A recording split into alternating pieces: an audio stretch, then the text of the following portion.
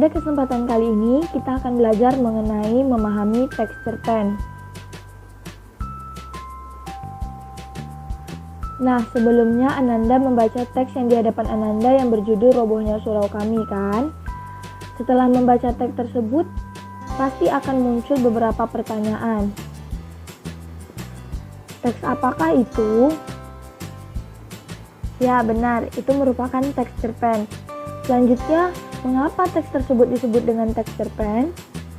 Untuk menjawab itu, mari kita kaitkan ciri-ciri teks cerpen berikut. Ananda perhatikan ciri-ciri ini. Apakah teks Robohnya Surau Kami ini sudah sama atau mendekati dengan ciri-ciri yang telah Ibu tampilkan? Sama, bukan? Oleh karena itu, teks Robohnya Surau Kami merupakan teks cerpen.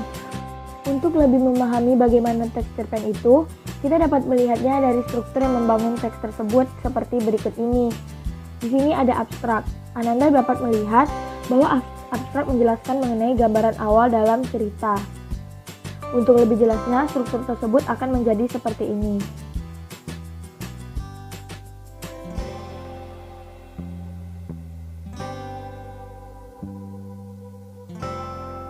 Nah, selain struktur, cerpen tersebut akan menjadi sebuah cerita yang baik dan menarik karena dilengkapi dengan unsur-unsur cerpen, yaitu sebagai berikut.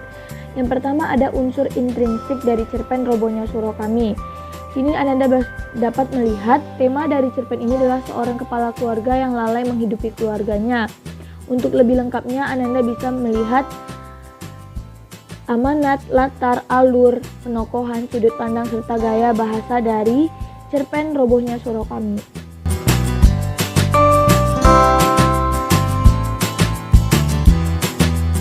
Nah, selain unsur intrinsik, cerpen Robohnya Surau Kami juga memiliki unsur ekstrinsik, yaitu ada nilai sosial, nilai moral, nilai agama, serta nilai adat.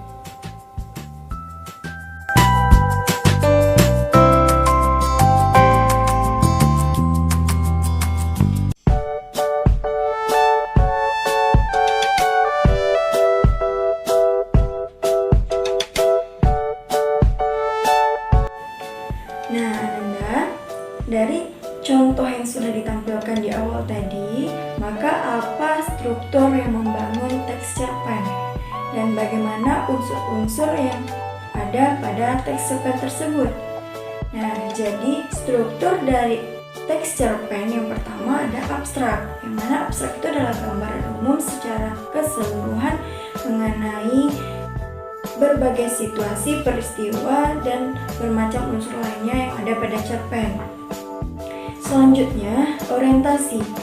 Orientasi ini merupakan pengenalan awal situasi dalam cerita, ya, seperti latar cerita, segi waktu, tempat, maupun peristiwa.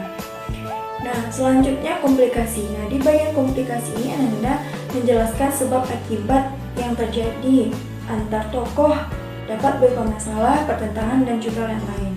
Selanjutnya evaluasi. Nah, evaluasi ini adalah tahap ketika konflik bisa diselesaikan, ya. Struktur yang selanjutnya yang dapat membangun teks cerpen ada resolusi. Resolusi ini Anda menjelaskan akhir dari konflik atau penyelesaian secara utuh tentang cerpen tersebut. Nah, selanjutnya struktur yang membangun cerpen yang terakhir ada koda. Nah, yang mana koda ini adalah penutup atau akhir dari keseluruhan isi cerita dan berisi kesimpulan dari seluruh cerita tersebut. Nah, itu tadi struktur yang membangun teks cerpen. Selanjutnya Ananda, unsur-unsur dari teks cerpen. Unsur yang pertama ada unsur intrinsik. Nah, unsur intrinsik ini ada tema, alur, watak, tokoh, setting, sudut pandang, dan juga amanat. Nah, di unsur intrinsik ini Anda sudah pasti paham dan sudah tahu apa itu tema, alur, dan unsur-unsur lainnya. Dan selanjutnya, unsur yang membangun teks cerpen itu ada unsur ekstrinsik. Nah, yang mana unsur ekstrinsik itu? Yang pertama ada latar belakang penulis, ya. Selanjutnya ada nilai adat. Ya, nilai adat ini adalah nilai yang berkaitan dengan adat istiadat yang hidup dalam masyarakat yang ada dalam cerita tersebut. Selanjutnya, nilai moral, nilai sosial atau kemasyarakatan, nilai religius, nilai pendidikan atau edukasi, nilai estetika, nilai politis, nilai budaya, nilai kemanusiaan, dan masih banyak lagi nilai-nilai kehidupan yang bisa kita masukkan ke dalam teks cerpen.